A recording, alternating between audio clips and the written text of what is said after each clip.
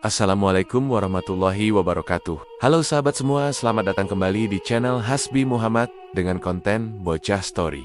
Jangan lupa like, komen, dan subscribe agar channel ini makin berkembang, dan selamat menyaksikan.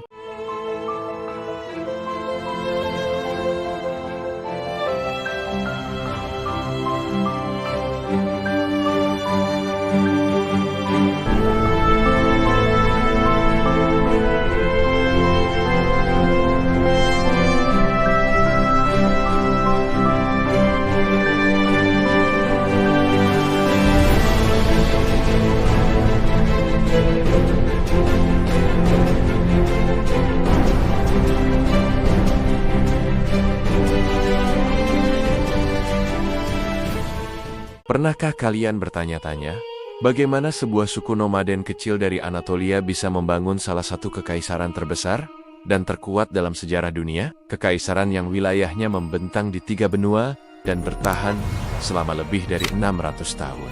Ya, hari ini kita akan mengupas tuntas sejarah luar biasa dari Daulah Utsmaniyah. Kisah ini dimulai pada akhir abad ke-13 di tengah kekacauan runtuhnya Kesultanan Seljuk Rum. Di antara berbagai suku Turki, muncullah seorang pemimpin visioner bernama Osman Gazi, putra dari Ertugrul, dari sebuah wilayah kecil di barat laut Anatolia. Osman meletakkan fondasi pertama dari sebuah imperium yang kelak akan mengubah peta dunia. Di bawah kepemimpinan Osman dan para penggantinya yang cakap, seperti Orhan, Murad I, dan Bayezid I, wilayah Utsmaniyah meluas dengan cepat. Mereka menyeberang ke Eropa, merebut kota-kota penting di Balkan, dan membangun kekuatan militer yang ditakuti, yaitu pasukan Janissary yang legendaris. Pasukan elit ini dibentuk dari anak-anak Kristen Balkan yang dididik dalam tradisi Islam dan militer, menciptakan loyalitas mutlak kepada Sultan. Puncak kejayaan awal ini ditandai dengan sebuah peristiwa monumental yang mengguncang dunia. Pada tanggal 29 Mei tahun 1453, di bawah komando Sultan Mehmed II, yang saat itu baru berusia 21 tahun, Daulah Utsmaniyah berhasil menaklukkan Konstantinopel, kota yang telah menjadi benteng Kristen Ortodoks selama 1000 tahun lebih, akhirnya jatuh. Penaklukan ini bukan hanya kemenangan militer, tapi juga pemenuhan sebuah nubuat yang sangat dinantikan dalam dunia Islam. Mehmed II kemudian mendapat gelar Al-Fatih, atau Sang Penakluk. Konstantinopel diubah menjadi Istanbul, ibu kota baru yang megah bagi Daulah Utsmaniyah. Era setelah penaklukan Istanbul adalah masa keemasan di bawah Sultan Selim I. Utsmaniyah mengalahkan Kesultanan Mamluk di Mesir dan Suriah pada tahun ke-1517.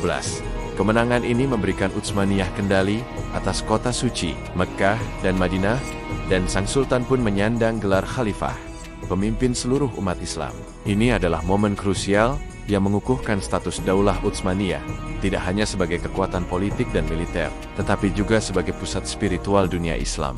Kemudian, datanglah masa pemerintahan Sultan Sulaman yang di barat dikenal sebagai Sulaman the Magnificent, dan di timur sebagai Al-Kanuni, atau Sang Pembuat Undang-Undang. Selama 46 tahun pemerintahannya, dari tahun 1520 hingga 1566, Daulah Utsmaniyah mencapai puncak kekuasaan, kemakmuran, dan kejayaan budayanya. Wilayahnya membentang dari Hungaria di Eropa hingga Teluk Persia, dari Afrika Utara hingga perbatasan Rusia.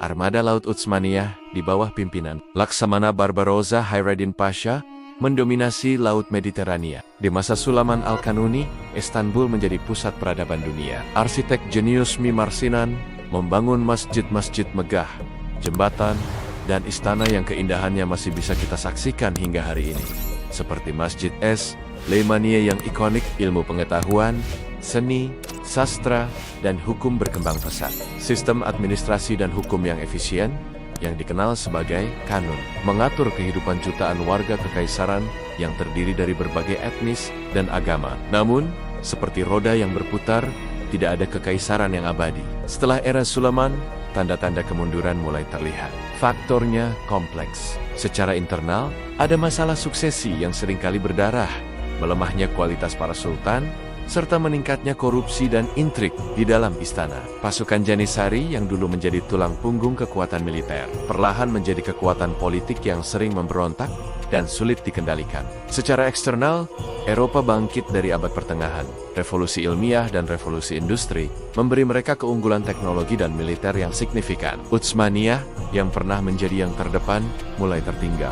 Kekalahan besar dalam pengepungan Wina II pada tahun 1683 sering dianggap sebagai titik balik, di mana ekspansi Utsmaniyah di Eropa secara permanen terhenti. Memasuki abad ke-18 dan ke-19, Utsmaniyah mendapat julukan yang menyakitkan The Sick Man of Europe, atau orang sakit dari Eropa. Kekaisaran terus-menerus kehilangan wilayahnya di Balkan karena gerakan nasionalisme yang didukung oleh kekuatan Eropa seperti Rusia dan Austria. Upaya-upaya reformasi, yang dikenal sebagai Tanzimat, dilakukan untuk memodernisasi militer, administrasi, dan pendidikan. Namun seringkali berjalan lambat dan mendapat perlawanan dari kelompok konservatif.